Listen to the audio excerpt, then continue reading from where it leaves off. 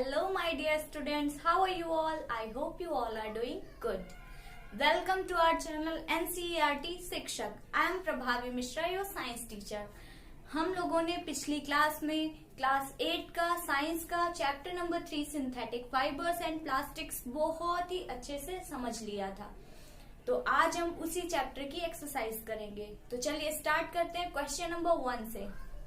Question number 1 is explain why some fibers are called synthetic. Synthetic fiber means man-made fibers या artificial fibers. तो कुछ fibers को synthetic क्यों कहते हैं? Some fibers are called synthetic because these are prepared by human beings. क्यों synthetic कहते हैं? क्योंकि ये human beings के द्वारा बनाए जाते हैं and using पेट्रोकेमिकल्स. किसका यूज करके? पेट्रोकेमिकल्स का यूज करके. Using petrochemicals as raw material. For example अब सिंथेटिक फाइबर्स कौन कौन से होते हैं? Like nylon, polyester, acrylic etcetera. Question number 2 is mark the correct answer. आपको करेक्ट आंसर मार्क करना है. Rayon is different from synthetic fibres because. पूछा जा रहा है कि रेयॉन सिंथेटिक फाइबर्स से डिफरेंट कैसे है, क्यों? It has a silk like appearance. बात तो सही है, रेयॉन का अपीयरेंस सिल्क लाइक होता है, इसीलिए इसे आर्टिफिशियल सिल्क भी कहते हैं. लेकिन क्या ये आंसर हो सकता है इस बात का? अगर वो सिल्क की तरह है देखने में तो क्या वो सिंथेटिक फाइबर से अलग हो गया? ना. It is obtain from wood pulp. ये वुड पल्प से ऑब्टेन किया जाता है, इसलिए बिल्कुल सही बात है. क्यों? क्योंकि वुड पल्प क्या होता है? वो नेचुरल होता है. बाकी के जितने भी सिंथेटिक फाइबर हैं उनमें रॉ मटेरियल पेट्रोकेमिकल होता है ना. और जबकि रेयॉन वुड पल्प यानी एक नेचुरल चीज को रॉ मटेरियल की तरह यूज करके बनाया जा रहा है, इसी वजह से वो जो है अदर सिंथेटिक फाइबर से डिफरेंट है. इसीलिए इसे जो है हाफ सिंथेटिक मानते हैं. ये आधा नेचुरल है और आधा सिंथेटिक है. फर्स्ट कंप्लीट या फर्स्ट फुल्ली सिंथेटिक फाइबर कौन सा था? नायलॉन. हमको आंसर तो मिल गया लेकिन फिर भी हमें सारे ऑप्शंस ध्यान से पढ़ने चाहिए, इसलिए थर्ड ऑप्शन देख लेते हैं. It's fibres can also be woven like those of natural fibres. ये तो एकदम ही गलत हो जाएगा, क्योंकि जो अदर सिंथेटिक फाइबर हैं क्या उनको नहीं बुना जा सकता है? उनसे फैब्रिक्स नहीं बनाए जाते हैं? सभी से बनाए जाते हैं ना. तो इसमें तो कोई न्यू प्रॉपर्टी नहीं है. Question number 3 is fill in the blanks. का ए पार्ट देखते हैं. Synthetic fibres are also called. Synthetic fibre को और क्या कहते हैं? मैन मेड या आर्टिफिशियल फाइबर्स, है ना, क्योंकि वो नेचुरल नहीं होते हैं, ह्यूमन के द्वारा बनाए हुए होते हैं. B synthetic fibres are synthesised from raw material called. किस रॉ मटेरियल का यूज करते हैं बनाने के लिए? पेट्रोकेमिकल्स. आपने देखा था ना, नायलॉन को बनाने के लिए कोल का यूज कर रहे थे. तो ये सिंथेटिक फाइबर्स पेट्रोकेमिकल्स का यूज करके बनाए जाते हैं. Like synthetic fibres plastic is also. Synthetic fibre सब क्या होते हैं? पॉलीमर होते हैं. मैंने समझाया था ना बहुत अच्छे से आपको. मैंने माला दिखाई थी मोतियों की और क्लिप्स दिखाई थी, है ना. इससे मैंने आपको पॉलीमर समझाया था. तो जितने भी सिंथेटिक फाइबर होते हैं वो पॉलीमर होते हैं. ऐसे ही प्लास्टिक भी एक पॉलीमर है. Question number 4 is give examples which indicate that nylon fibers are very strong. आपको ऐसे एग्जाम्पल्स देने हैं जिससे ये पता लगे कि नायलॉन जो होता है वो बहुत ज्यादा स्ट्रांग होता है. मैंने बताया था ना कि नायलॉन का फाइबर स्टील के वायर से भी ज्यादा स्ट्रांग होता है. अब आप समझ सकते हैं कितना स्ट्रांग होता है. तो जितने मार्क्स का क्वेश्चन है उस हिसाब से आप उतने ही लिख दीजिएगा. मैंने कई सारे एग्जाम्पल दिए हैं. Answer nylon is used to make. आपको ये 2 एग्जाम्पल जरूर लिखना है, बाकी आपको जो याद रह जाए वो लिख दीजिएगा. First is parachutes. Parachutes nylon के बनते हैं. रॉक क्लाइंबिंग रोप्स नायलॉन की बनाई जाती है. सीट बेल्ट्स नायलॉन की बनती हैं. फिशिंग नेट, ये मछली पकड़ने वाले जाल होते हैं ना, ये भी नायलॉन के बने होते हैं.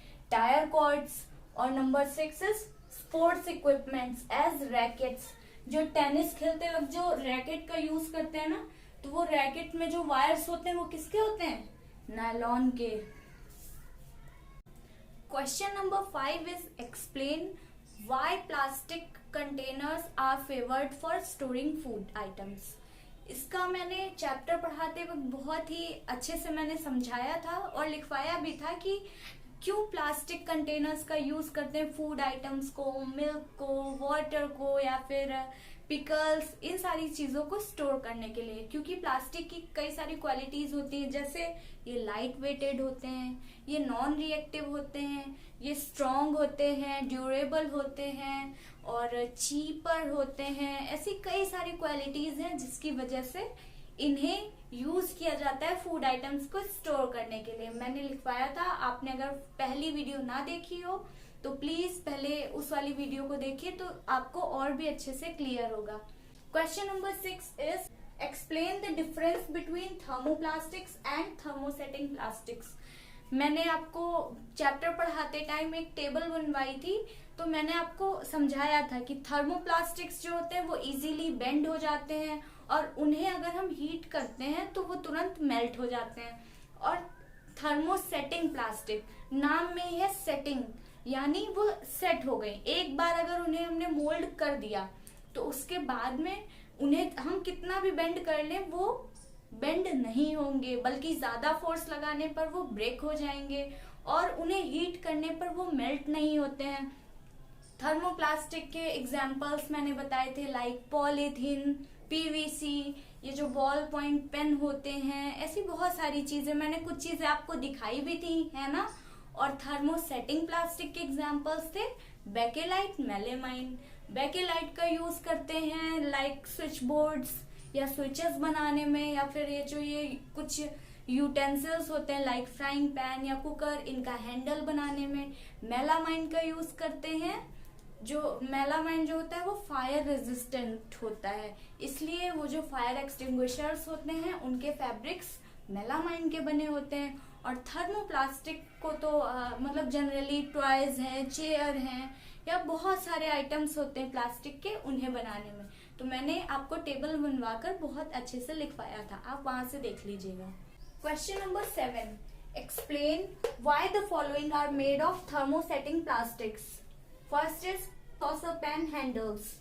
तो जो यही जो फ्राइंग पैन, कुकर वगैरह होते हैं, इनके हैंडल्स थर्मोसेटिंग प्लास्टिक के क्यों बनाए जाते हैं। These are made up of thermosetting plastic. ये कौन सी थर्मोसेटिंग प्लास्टिक? बेकेलाइट, बेकेलाइट के बने हुए होते हैं। Because it is a bad conductor of heat.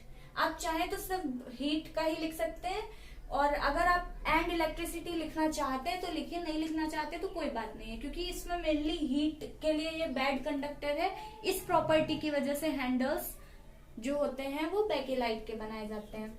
And does not heated up while cooking. जब हम फूड कुक करते हैं तो क्योंकि वो बैड कंडक्टर है हीट का, तो वो गर्म नहीं हो पाता है हैंडल, है ना, और हम आसानी से उस हैंडल को पकड़कर कुकर है या फ्राइंग पैन है उतार सकते हैं, वरना क्या होगा, हमारा हाथ जल जाएगा ना, इसीलिए। Now next is electric plugs, switches या प्लग बोर्ड्स। इनको क्यों बनाते हैं थर्मोसेटिंग प्लास्टिक से? These are made up of bakelite. ये भी बेकेलाइट के बनाए जाते हैं because it is a bad conductor of electricity. क्योंकि ये जो बेकेलाइट है ये इलेक्ट्रिसिटी का बैड कंडक्टर होता है। तो इससे क्या होता है, electric current does not pass through them, उनसे इलेक्ट्रिक करंट पास नहीं होता है। इसीलिए हमें जब हम स्विच बोर्ड छूते हैं या फिर किसी भी प्लग को छूते हैं, लाइट आ भी रही होती है, स्विच ऑन होता है, लेकिन तब भी उन्हें टच करने पर हमें करंट नहीं लगता है। क्यों? क्योंकि ये बेकेलाइट के बने होते हैं और बेकेलाइट इलेक्ट्रिसिटी का बैड कंडक्टर होता है। Now question number 8 is categorise the materials of the following products into can be recycled and can not be recycled. यहाँ पे कुछ मटेरियल्स दिए हैं, इन्हें हमें कैटेगराइज करना है। तो मैं तो ऐसे ही बता दूंगी, जो रिसाइकल किए जा सकते हैं उन पे मैं टिक लगा दूंगी और जो नहीं किए जा सकते उनको मैं क्रॉस कर दूंगी, ठीक है। लेकिन आपको ऐसा नहीं करना है, आपको नीचे आंसर लिखना और यहाँ पे एक टेबल बनानी है। एक साइड आप लिखेंगे कैन बी रिसाइकल्ड, एक तरफ लिखेंगे कैन नॉट बी रिसाइकल्ड, ठीक है, और फिर उस कॉलम को बंद कर देंगे। फिर आपको उसके नीचे मटेरियल्स के नेम्स लिखने हैं 1 बाय 1, ठीक है, चाहे पॉइंट वाइज लिख दीजिएगा चाहे कैसे भी। तो इस तरीके से आपको आंसर लिखना है। तो आइए देख लेते हैं। First is telephone instruments. देखिए आपको ये चीज पता है कि ऐसी चीजें जो थर्मोप्लास्टिक की बनी होती है उन्हें हम रिसाइकल कर सकते हैं, है ना, और ऐसी चीजें जो थर्मोसेटिंग प्लास्टिक की बनी होती हैं, आई रिपीट, जो चीजें थर्मोसेटिंग प्लास्टिक की बनी होती हैं उन्हें रिसाइकल नहीं कर सकते, है ना, क्योंकि हमने पहले पढ़ा था कि थर्मोसेटिंग प्लास्टिक मतलब एक बार सेट हो गई, अब वो मोड़ेंगे कितना भी मोड़ेंगे वो नहीं मुड़ेगी, कितना भी उसको हीट कर लो वो मेल्ट नहीं होगी, है ना, तो उसे हम रिसाइकल नहीं कर सकते हैं। अब देखते हैं टेलीफोन इंस्ट्रूमेंट्स, इसे क्या हम रिसाइकल कर सकते हैं? नहीं, क्योंकि ये थर्मोसेटिंग प्लास्टिक का है। Plastic toys, yes. Cooker handles, नहीं, ये थर्मोसेटिंग प्लास्टिक के होते हैं। ध्यान से देखिएगा, आपको टेबल बनाकर ही करना है। कैरी बैग्स मीन्स पॉलीथीन, हाँ ये रिसाइकल हो जाती हैं। बॉल पॉइंट पेन्स, ये मैंने पिछली वीडियो में आपको मोड़ कर दिखाया था ना, तो ये रिसाइकलेबल है। प्लास्टिक बोल्स, हाँ ये भी रिसाइकलेबल है। Plastic covering on electrical wires, जो इलेक्ट्रिकल वायर्स होते हैं उन पर जो प्लास्टिक की कोटिंग होती है वो रिसाइकल की जा सकती है। प्लास्टिक चेयर्स, यस, ये भी रिसाइकल किए जा सकते हैं। इलेक्ट्रिकल स्विचेस, ना, क्यों? ये बेकेलाइट के बने होते हैं ना, जो कि एक थर्मोसेटिंग प्लास्टिक है। मींस हमें यहाँ पे 3 चीजें ऐसी मिली हैं जिन्हें हम रिसाइकल नहीं कर सकते। First is telephone instruments, next is cooker handle and third is electrical switches. Now question number 9 is Rana wants to buy shirts for summer. Rana को समर में पहनने के लिए कुछ शर्ट्स खरीदनी है। Should he buy cotton shirts और shirts made of synthetic fibres. उसे कॉटन से बनी हुई शर्ट लेनी चाहिए या फिर सिंथेटिक फाइबर से। Advice Rana, giving your reason. आप समझ लीजिए कि राना आपका फ्रेंड है और आपको उसे एडवाइस करना है और साथ ही साथ रीजन भी बताना है, ठीक है। तो हम यहाँ पे आंसर लिखते हैं, Rana should buy cotton shirts. Rana को कॉटन से बनी हुई शर्ट खरीदनी चाहिए फॉर समर में पहनने के लिए। बिकॉज, ऐसा क्यों? क्योंकि कॉटन क्या होता है? अब poor conductor of heat, cotton heat का पुअर कंडक्टर होता है। आप भी आंसर हमेशा पॉइंट वाइज लिखिएगा। कॉटन पुअर कंडक्टर होता है हीट का, तो हमें कॉटन की शर्ट पहनने पे गर्मी नहीं लगेगी, है ना। Cotton is more capable of absorbing sweat than synthetic clothes. Synthetic clothes वो पसीना जल्दी नहीं सोखते हैं, जबकि कॉटन जो होती है वो ज्यादा कैपेबल होती है स्वेट को एब्जॉर्ब करने में। It keeps us cool. अब जब वो पसीना एब्जॉर्ब कर लेती है और ज्यादा हीट नहीं होगी तो ये हमें ठंडी रखेगी, है ना। तो मतलब कॉटन हमें ठंडा रखेगा, तो कॉटन शर्ट्स समर के लिए बेटर होती हैं। Question number 10 is give examples to show that plastics are non corrosive in nature. Plastic non corrosive होती हैं। अब इसका मीनिंग क्या हुआ? Plastics are non corrosive in nature means they do not react even if they come in contact with strong chemical। यानी plastic को हम किसी स्ट्रॉन्ग केमिकल के साथ भी रख दें तब भी वो उससे रिएक्ट नहीं करती हैं। प्लास्टिक की सबसे बड़ी खासियत ये होती है कि वो नॉन रिएक्टिव होती है ना। तो हमें कोई भी ऐसा एग्जाम्पल बताना है कि जिससे पता लगे कि प्लास्टिक नॉन कोरोसिव होती है। तो इसका एग्जाम्पल मैंने लिखा है, the cleaning chemicals that we use at home are stored in plastic bottles instead of metal containers। जो भी हम घर पे क्लीनिंग के लिए केमिकल्स यूज करते हैं लाइक ब्लीच, सैनिटाइजर, डिटर्जेंट्स या हार्पिक, तो ये सारे स्ट्रॉन्ग केमिकल्स होते हैं ना। तो इनको हम मेटल कंटेनर्स में रखने की बजाय प्लास्टिक बॉटल्स में रखते हैं। क्यों? क्योंकि मेटल तो रिएक्ट कर जाएगा और वो कोरोड हो जाएगा, खराब हो जाएगा, है ना।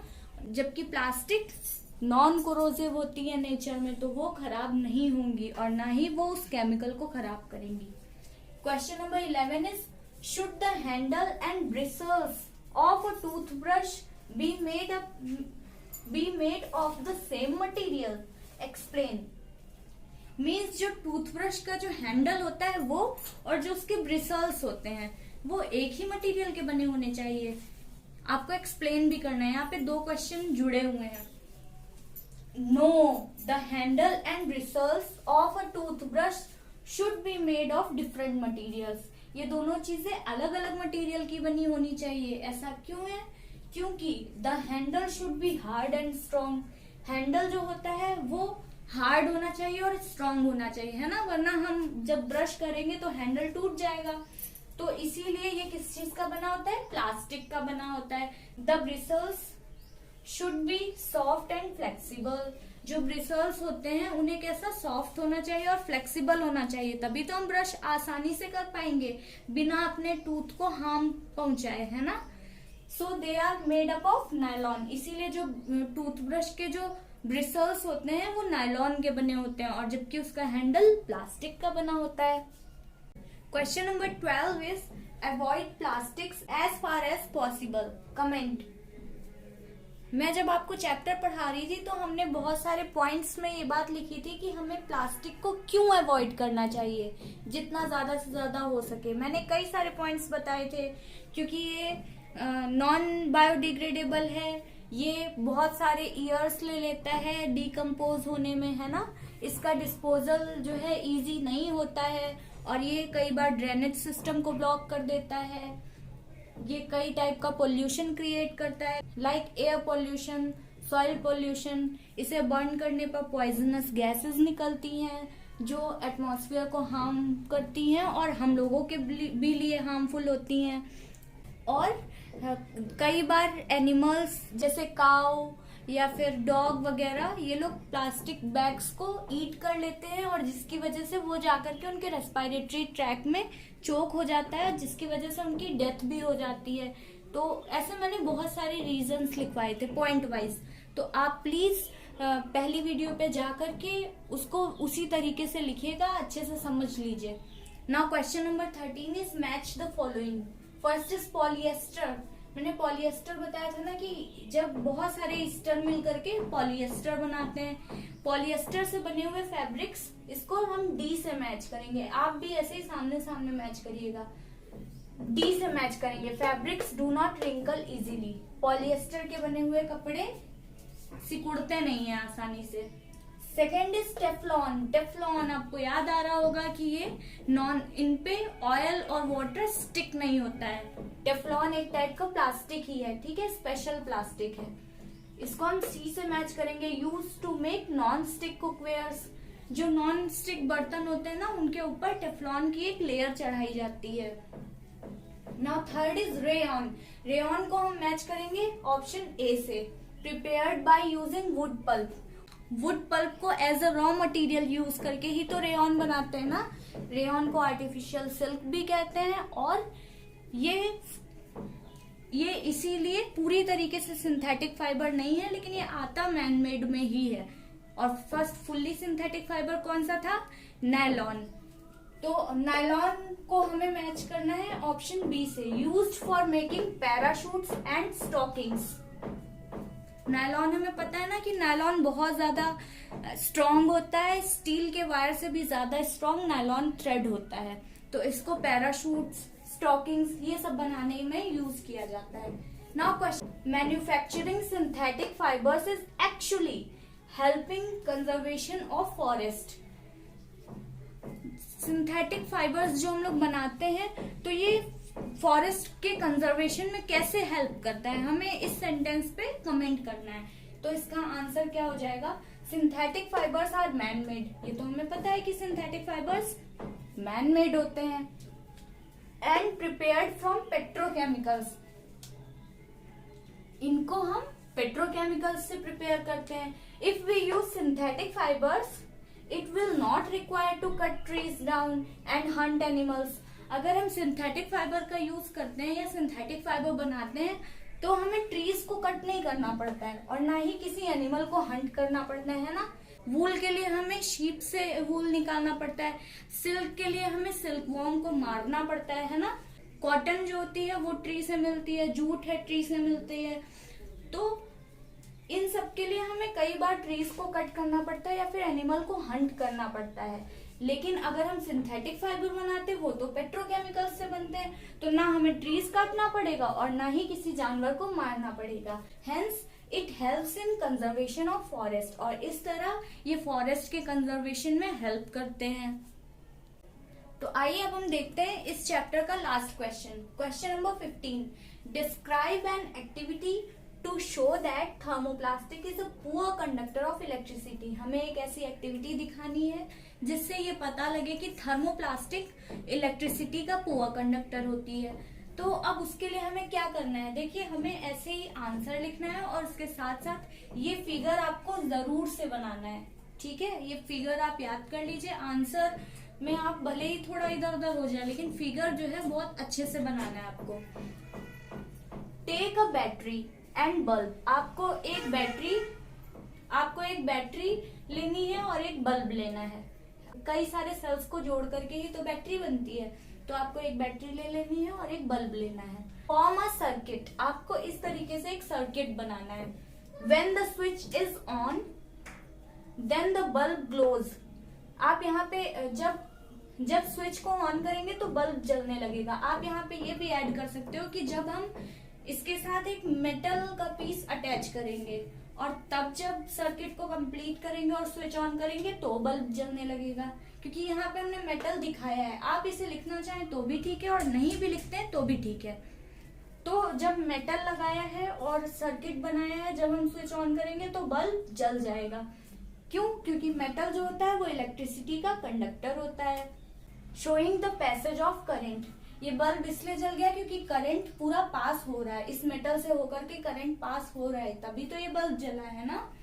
But when a piece of thermoplastic is joint in the circuit, लेकिन अब यहाँ पे क्या हुआ, ये मेटल हटा के हमने यहाँ पे थर्मोप्लास्टिक को जोड़ दिया। The bulb does not blow, अब जब हमने ये स्विच ऑन किया, ये स्विच ऑफ, जब स्विच ऑफ होता है तो ऐसे होता है और जब स्विच ऑन होता है तो इस तरीके से होता है, ठीक है। तो ये स्विच ऑन है, जब हमने स्विच ऑन किया तो करंट यहाँ से तो फ्लो हुआ, स्विच ऑन होते ही ये करंट बैटरी से फ्लो हुआ, और लेकिन यहाँ पे आकर के करंट रुक गया। क्यों? क्योंकि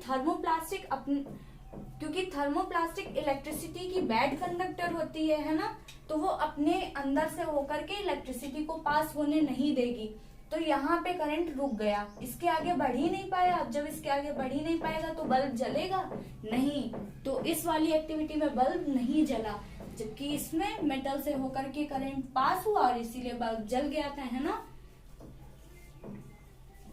this shows that the thermoplastic is a poor conductor of electricity, तो ये एक्टिविटी बताती है कि थर्मोप्लास्टिक इलेक्ट्रिसिटी की पुअर कंडक्टर होती है।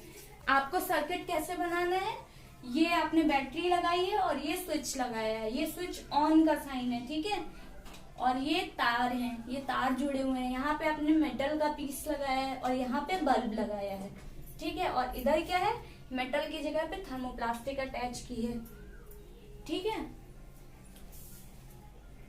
तो इसी के साथ चैप्टर नंबर 3 की एक्सरसाइज कंप्लीट होती है और सारे क्वेश्चन हमने अच्छे से देख लिए हैं, समझ लिए हैं। अब भी अगर इस चैप्टर में आपको कोई भी क्वेरी हो तो प्लीज कमेंट बॉक्स में मुझे कमेंट करिएगा, और आई होप कि आपको ये चैप्टर बहुत अच्छे से पूरा क्लियर हो गया होगा।